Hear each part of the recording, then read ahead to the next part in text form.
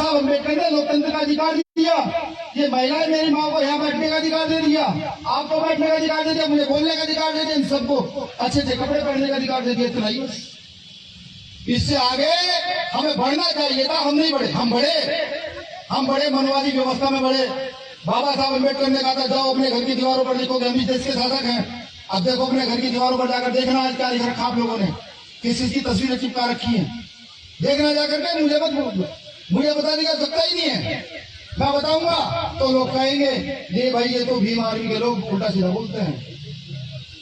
बाबा साहब ने कहा था ना जाओ अपने घर की दीवारों पर लिखो हम इस देश के शासक हैं। आप घर जाकर देखिएगा आपने अपनी दीवारों पर क्या लिखा और किन किन को वहां चिपकाया, ये घर जाकर देखिए। देखिए शोषण किन लोगों पर होता है, ये भी चीख कर कह रहे थे शोषण हुआ। शोषण किन लोगों पर होता है? शोषण उन लोगों पर होता है जो पढ़े लिखे, सोचे समझे, सक्षम होने के बावजूद भी मूर्ख होते हैं। कैसे? ऐसे हम लोग हमेशा से मूर्ख रहे कि जनसंख्या हमारी, लोकतंत्र में क्या महत्वपूर्ण है जनसंख्या, वो हमारी, इस देश में मेहनत करने वाले हम, इस देश में बिल्डिंग सड़क बनाने वाले हम, इस देश में मेहनत मजदूरी करने वाले हम, लेकिन इस देश की शासनसत्ता करने वाले कौन शासनसत्ता करने वाले? दूसरे कोई तरह से जिनके ना वोट बैंक है, ना कभी मजदूरी करते, ना कभी मेहनत करते। जाके देखिएगा गेहूं की धान की फसल कौन काटता है, जाकर देखिएगा सड़कों पर गड्ढे कौन खोद रहा है, जाकर देखिएगा सफाई का काम कौन कर रहा है, हम ही कर रहे हैं ना। आबादी में हम, ताकत में हम, मेहनत में हम, तो इस देश पर आज कोई और क्यों करेगा? इस देश पर आज कोई और क्यों करेगा? तो हमने चीख चीख कर कहना शुरू कर दिया, हमने शोर मचाना शुरू कर दिया। मेरे दादाजी कहते थे भाई गांव में चोर आ जाए शोर मचाओ, चोर भागेगा, गांव ले जाएगा, चोर को पकड़ेंगे, पिटेंगे, जेल भेज देंगे। तो हमारी समझ में आ गया कि अपने देश में चोर घुसे, चोर घुस गए। और घुसने के बाद इन्होंने सबसे पहले क्या करा, इस देश को प्राइवेट कर दो, रेलवे प्राइवेट कर दो, शिक्षा प्राइवेट कर दो, बीएसएनएल प्राइवेट कर दो, जहाज प्राइवेट कर दो, सारी चीज प्राइवेट कर दो। ये जो इन दलितों पे, आदिवासियों पे थोड़ा सा आरक्षण का टुकड़ा है, तो साहब काशीराम साहब की यूनिट ने मिलकर के मंडल कमीशन में ओबीसी को थोड़ा आरक्षण का टुकड़ा दिलवाया, ये खत्म हो जाएगा, ये टूट जाएंगे। बड़े बड़े मॉल खोल दिए गए हैं जहां होम डिलीवरी भी है, वहां घुसिए, वहां घुसकर लिखा होगा एक पैंट के साथ और एक शर्ट फ्री, 2 किलो चीनी के साथ फलानी चीज फ्री, ये लिखा होगा। ये क्योंकि हमने कहा कि यहाँ भारत में सीधे साधे लोग रहते हैं, हमारे लोग सीधे हैं, इनकी समझ नहीं आ रहा है। वो क्या है, वो वही जियो का प्लान है कि जियो देश में आएगा, यहाँ की सरकार के लोग, फिल्म स्टार जियो का प्रचार करेंगे, पूरे देश में जियो बांटा जाएगा फ्री। फिर 6 महीने बाद उसका बिल बताया जाएगा और फिर 3 महीने के बाद कह दिया जाएगा कि नहीं, अब जियो के साथ साथ भारत में जितने नेटवर्क हैं उन सबका 1 महीने का रिचार्ज 600 कर दिया जाता है। ये वही प्लानिंग है, ये धीरे धीरे यहाँ के पूंजीपति लोग मॉल खोल करके आपको एक पैंट के साथ एक शर्ट फ्री दे करके आदत खराब करेंगे और 2, 3, 4, 5 साल में कहेंगे आ जाओ। कहते छोटी छोटी दुकानें बंद हो चुकी होंगी कि आप वहां से खरीदेंगे नहीं, वहां से आपको फ्री नहीं मिल रहा है, वहां से तो आपको पूरे पैसे देने पड़ रहे हैं। तो जब ये छोटी छोटी दुकानें बंद हो जाएंगी गली मोहल्लों की, और फिर जब आप मॉल में जाएंगे कहेंगे लाओ भैया आज हमारे घर में त्योहार है, गुड़िया आई हुई है, छोटी बहन कपड़े देने, हाँ भी दे दे। ये सूट की कीमत है 5,000 रुपए। वो कहेगा भैया ये तो सूट की कीमत 5,000 नहीं, पिछली बार तो आपने सस्ते दिया था, पिछली बार को छोड़, अब के 5,000 रुपए देके जा, क्योंकि जो 5 बार के कपड़े तूने फ्री पहने हैं उनके पैसे का तेरा बाप थे। ये व्यवस्था ये लागू कर रहे हैं, ये देसी भाषा की व्यवस्था है जो मैं बता रहा हूँ, उस भाषा में बता रहा हूँ जिस भाषा में आपको समझ आ सकती है। विश्व में कहीं भी शिक्षा के ऊपर जीएसटी टैक्स नहीं लगता, पढ़ने ऊपर नहीं लगता, लेकिन एक देश होता है जहां लगता है, इसका नाम क्या है? इसका नाम है भारत। मजबूती से लग रहा है। ये तो लोग चारों तरफ सड़क पर खड़े होकर कहते हैं भारत माता की जय, भारत माता की जय। मैं भी कह देता हूं, मेरी टीम भी कह देती है, लेकिन अगर भारत माता की जय कहने से देश का उद्धार हो सकता तो हमें काम करने की आवश्यकता क्या थी? कैसी कोई आवश्यकता?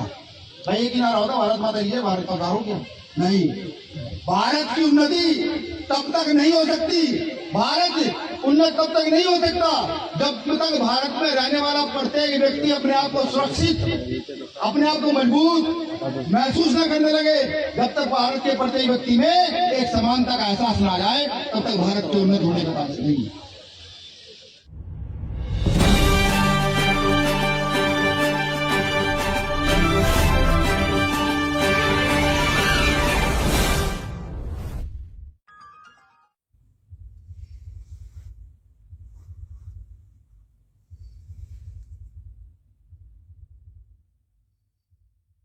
साहब अम्बेडकर ने लोकतंत्र का अधिकार दिया, ये महिलाएं मेरी माँ को यहाँ बैठने का अधिकार दे दिया, आपको बैठने का अधिकार दे दिया, मुझे बोलने का अधिकार दे दिया, इन सबको अच्छे से कपड़े पहनने का अधिकार दे दिया। चलाइए, इससे आगे हमें बढ़ना चाहिए था, हम नहीं बढ़े, हम बड़े मनवादी व्यवस्था में बढ़े। बाबा साहब अम्बेडकर ने कहा था जाओ अपने घर की दीवारों पर लिखोगे हम इस देश के शासक हैं। अब देखो अपने घर की दीवारों पर जाकर देखना आज क्या लिख रखा आप लोगों ने, किस चीज की तस्वीरें चिपका रखी है, देखना जाकर के, मुझे मत, मुझे बताने का सकता ही नहीं है। मैं बताऊंगा तो लोग कहेंगे ये भाई ये तो भीम आर्मी के लोग उल्टा सीधा बोलते हैं। बाबा साहब ने कहा था ना जाओ अपने घर की दीवारों पर लिखो हम इस देश के शासक हैं। आप घर जाकर देखिएगा आपने अपनी दीवारों पर क्या लिखा और किन किन को वहां चिपकाया, ये घर जाकर देखिए। देखिए शोषण किन लोगों पर होता है, ये भी चीख कर कह रहे थे कि शोषण हुआ। शोषण किन लोगों पर होता है? शोषण उन लोगों पर होता है जो पढ़े लिखे, सोचे समझे, सक्षम होने के बावजूद भी मूर्ख होते हैं। कैसे? ऐसे हम लोग हमेशा से मूर्ख रहे कि जनसंख्या हमारी, लोकतंत्र में क्या महत्वपूर्ण है जनसंख्या, वो हमारी, इस देश में मेहनत करने वाले हम, इस देश में बिल्डिंग सड़क बनाने वाले हम, इस देश में मेहनत मजदूरी करने वाले हम, लेकिन इस देश की स्वतंत्रता करने वाले कौन स्वतंत्रता करने वाले? दूसरे कोई तरह से जिनके ना वोट बैंक है, ना कभी मजदूरी करते, ना कभी मेहनत करते, जाके देखिएगा गेहूं की धान की फसल कौन काटता है, जाकर देखिएगा सड़कों पर गड्ढे कौन खोद रहा है, जाकर देखिएगा सफाई का काम कौन कर रहा है, हम ही कर रहे हैं ना। आबादी में हम, ताकत में हम, मेहनत में हम, तो इस देश पर आज कोई और क्यों करेगा? इस देश पर आज कोई और क्यों करेगा? तो हमने चीख चीख कर कहना शुरू कर दिया, हमने शोर मचाना शुरू कर दिया। मेरे दादाजी कहते थे भाई गांव में चोर आ जाए शोर मचाओ, चोर भागेगा, गांव में जाएगा ना, चोर को पकड़ेंगे, पिटेंगे, जेल भेज देंगे।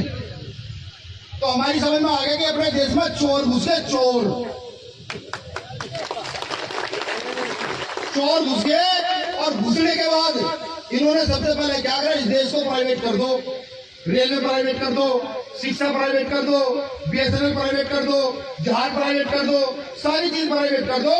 ये जो इन दलितों पे, आदिवासियों पे थोड़ा सा आरक्षण का टुकड़ा है, तो साहब काशीराम साहब की यूनिट में मिलकर के मंडल कमीशन में ओबीसी को थोड़ा आरक्षण का टुकड़ा दिलवाया, ये खत्म हो जाएगा, ये टूट जाएंगे।